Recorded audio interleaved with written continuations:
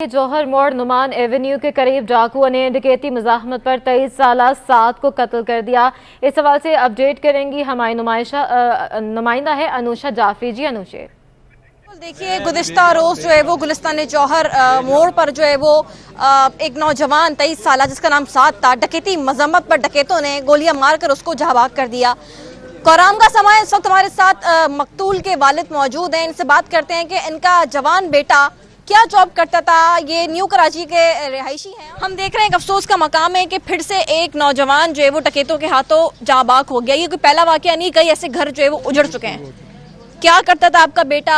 वहाँ पर वो गया था, क्या जॉब करता था? वो साइड एरिया में टेक्सटाइल मशीनरी का टेक्नीशियन था और वहाँ जॉब करता था। वहाँ से फारिग होने के बाद 6-7 बजे जब भी फारिग होता था वो वापसी में बाइकिया का काम करता, बाइकिया की राइड उठाता था।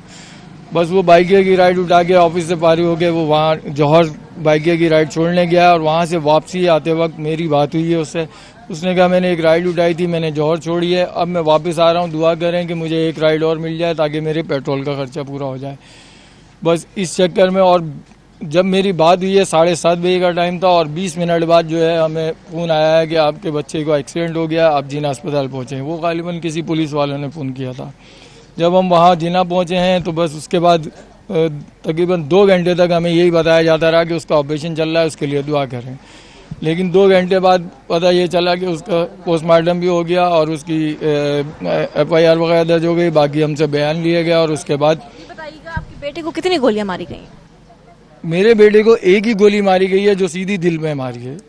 और जी बाइक पे था और वहाँ से वापस आ रहा था। जौहर शादीशुदा नहीं था, उसकी शादी की तैयारियां चल रही थी। मैं सिर्फ एक ही मुतालबा करूंगा कि बस किसी और माँ की गोद उजड़ने से पहले इन दरिंदों को कैफर किरदार तक पहुंचाएं और हमें इंसाफ दिलाएं। बिल्कुल अफसोसनाक वाकया। पुलिस को चाहिए कि फौरी तौर पर इन दरिंदे, जो वर्ड यूज किया है इनके वालिद साहब ने कि ये जो डकैत घूम रहे हैं इनको जो है फौरी तौर पर कैफर किरदार तक पहुंचाया जाए। और ये भी कहा जा रहा है कि मुकदमा जो है वो दर्ज हो चुका है। इंपोर्ट एक्सपोर्ट का काम जो है वो उनका बेटा जो है वो करता था और इनके वालिद साहब भी जो है वो बेरोजगार हैं। इन्होंने निगरान हुकूमत से यही मुतालबा किया है कि हमें इंसाफ दिलाया जाए और अगर निगरान हुकूमत इनके वालिद को जो है वो रोजगार पे लगाते तो ये अपने बच्चों का पेट पाल सकेंगे और साथ साथ अपने घर का किराया भी जो है वो अदा कर सकेंगे। जी।